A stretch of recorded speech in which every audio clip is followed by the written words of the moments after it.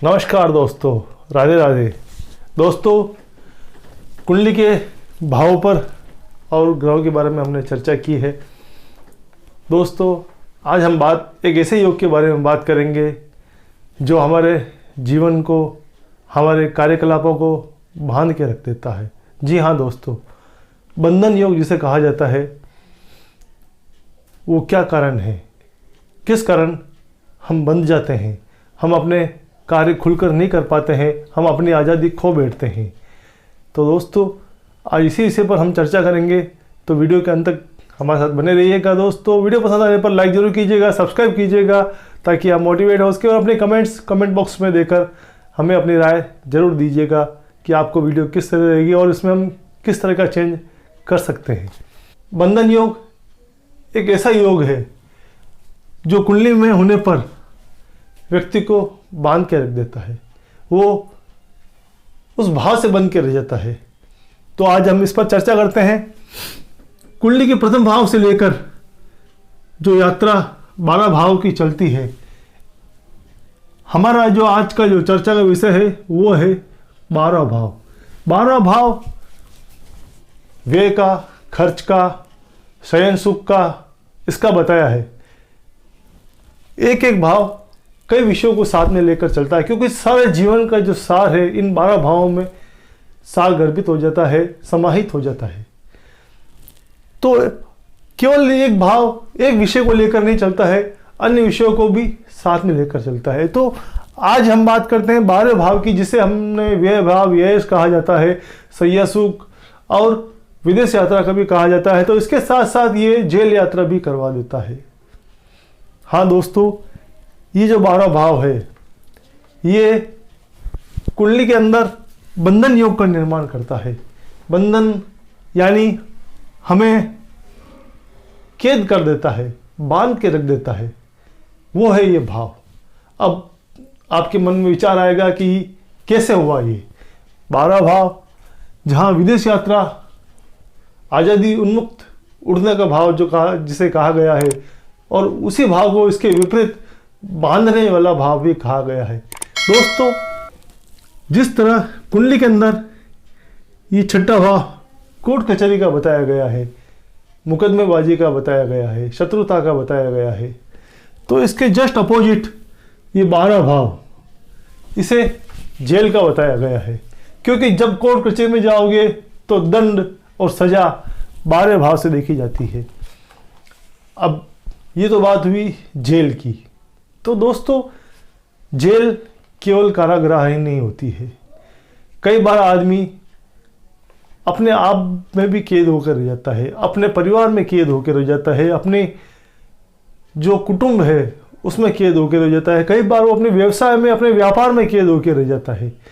तो कैद कई तरह की होती है, केवल पुलिस और जेल की कैद ही कैद नहीं होती है। कई बार आदमी असहज सा, अपने आप को ठगा सा महसूस करता है, वो चाहते हुए भी उस बंधन से बाहर नहीं निकल पाता है। तो वो होता है बंधन। बंधन जिससे हम बाहर ना निकल पावें, उसमें कैद होकर रह जावें। तो दोस्तों, अगर द्वादशेश, इसका स्वामी लग्न में आ जाता है, तो ऐसा व्यक्ति एक बार जीवन में जेल यात्रा जरूर कर लेता है। कई बार देखा गया है कि द्वादशेश का लग्न में आने पर या लग्न से संबंध होने पर वो एक रात के लिए या एक कुछ घंटों के लिए ही सही, लेकिन जेल यात्रा जरूर कर लेता है। फिर हम आगे यात्रा करें तो ये होता है कुटुंब का भाव। तो व्यक्ति कई बार अपने कुटुंब से इस तरह से मोह से बंध जाता है कि वो उसे छोड़ना नहीं चाहता, वो उस बंधन से बाहर निकलना ही नहीं चाहता, स्वतः अपने आप को उस कुटुंब में बांध के रख लेता है। या फिर कुटुंब के जो बड़े बुजुर्ग हैं वो उसे अपने प्रेम में इस तरह से बांध देते हैं कि वो उन्हें छोड़कर नहीं जाना चाहता है।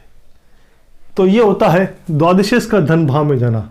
वो अपने कुटुंब के प्रति इतना समर्पित या समर्पण की भावना लेके चलता है कि वो अपने सारे खुशी, ऐशो आराम सभी का त्याग कर देता है और केवल अपने कुटुंब के प्रति समर्पित और समर्पण की भावना लेके चलता है। तो ये होता है द्वादशेश का कुटुंब भाव से बंधन हो जाना। फिर हम बात करें चतुर्थ भाव की, ये होता है मन का भाव। आदमी मन के भाव के साथ साथ ये अपने घर का भाव भी होता है, जहां वो सुख की चाह रखता है। तो द्वादशेष जब कभी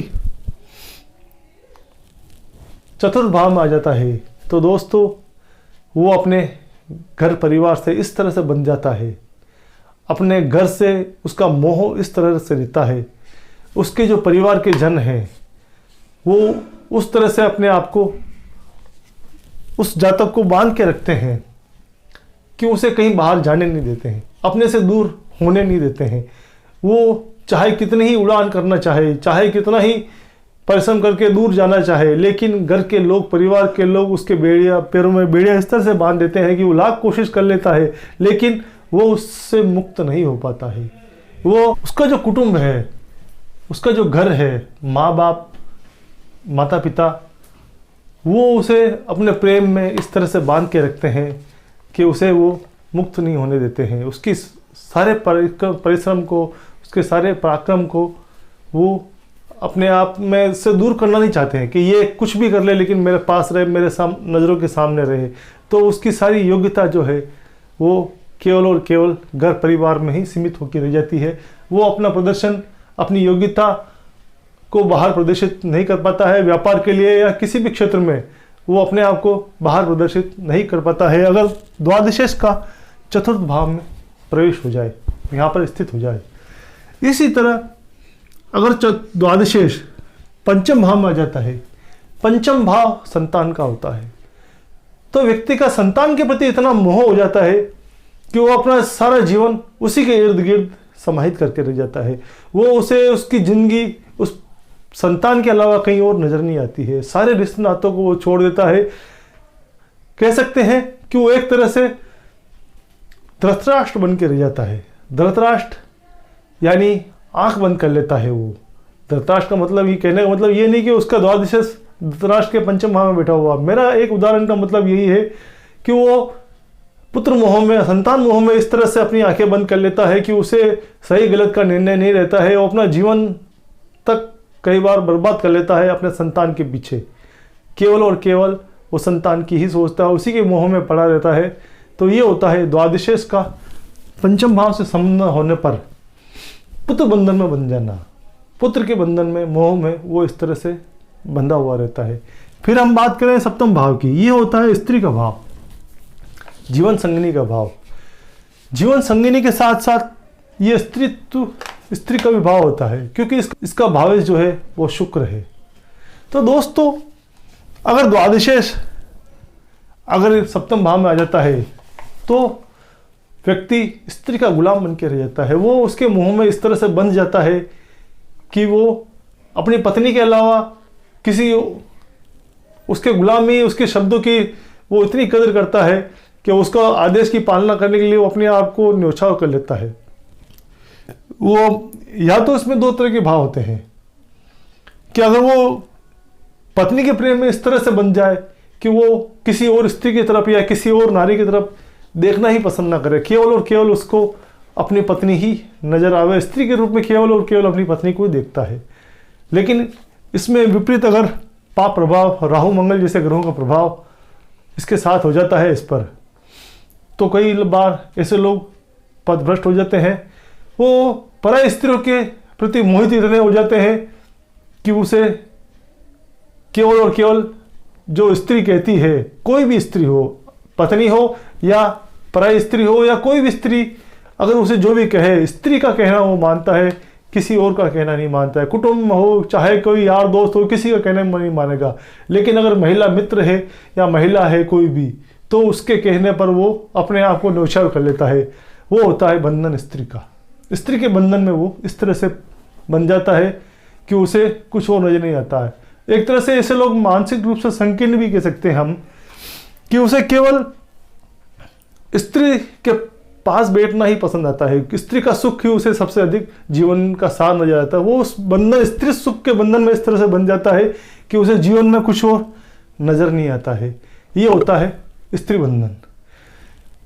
केवल और केवल द्वादशेष का किसी भी भाव में जाने पर उस भाव से उसका बंधन बन जाता है।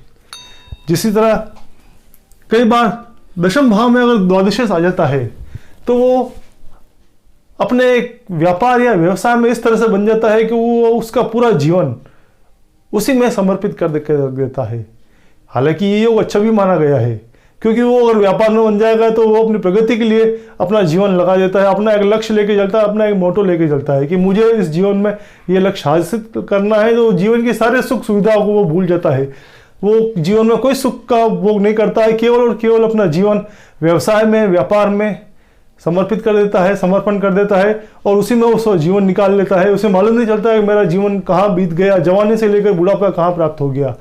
तो ये होता है बंधन। द्वादशेश का जिस किसी भाव से बंधन होता है, जिस किसी भाव के साथ वो जुड़ जाता है, वो उसी भाव के प्रति समर्पित हो जाता है, वो उसी भाव से बन जाता है। दोस्तों कई बार एक और योग बता दूं तो द्वादशेश अगर नवम भाव में चला जाता है दोस्तों, ये होता है भाग्यिक भाव। अगर द्वादशेश का नवम भाव से संबंध हो जाता है तो दोस्तों वो आदमी, वो जातक जातिका है, अपने भाग्य के भरोसे बन जाते हैं। वो हमेशा हर काम अपने भाग्य के भरोसे छोड़ देते हैं। वो अपने पराक्रम को कहीं भी प्रदर्शित नहीं करते हैं, जो होना है वो भाग्य के अधीन होकर करते हैं। उसका कारण यह है कि उसका जो कुछ भी है पुरुषार्थ वो भाग्य के अधीन बन के रह जाता है, इस बंधन में, भाग्य के बंधन में बन के रह जाता है। जो भाग्य देगा वही वो अर्जित करेंगे। इस पर वो उनकी विचारधारा इस तरह से हो जाती है कि वो भाग्य के अधीन बन के रह जाते हैं। तो ये जिस किसी भाव से इसका संबंध बनता है उसी भाव के ये अधीन बन के रह जाते हैं। इनका अपना जो खुद का पुरुषार्थ है वो कुछ काम नहीं आता है। द्वादशेश को इसीलिए कई बार नष्ट कर भी बताया गया है कि द्वादश भाव से जिस किसी भाव का संबंध हो जाता है वो उस भाव के अधीन भी हो जाता है, वो उस भाव को नष्ट भी कर देता है। तो इसके अच्छे फल भी हैं और विपरीत फल भी कई बार हमें देखने को मिलते हैं। तो आज हमने बात की दोस्तों द्वादश भाव, बंधन भाव, जेल का भाव, कारागृह का भाव है। तो कारागृह कई प्रकार के होते हैं, उन सारी कारागृहों के बारे में हमने बात की कि कई बार बंद कमरे का कारागृह होता है और खुले रूप में हमें विचरण करते हो भी किसी भाव से बन जाते हैं तो हम जीवन में कुछ नहीं कर पाते हैं। तो दोस्तों इसी तरह हमारे साथ बने रहिएगा। वीडियो पसंद आने पर लाइक जरूर कीजिएगा, सब्सक्राइब कीजिएगा। जय श्री कृष्ण।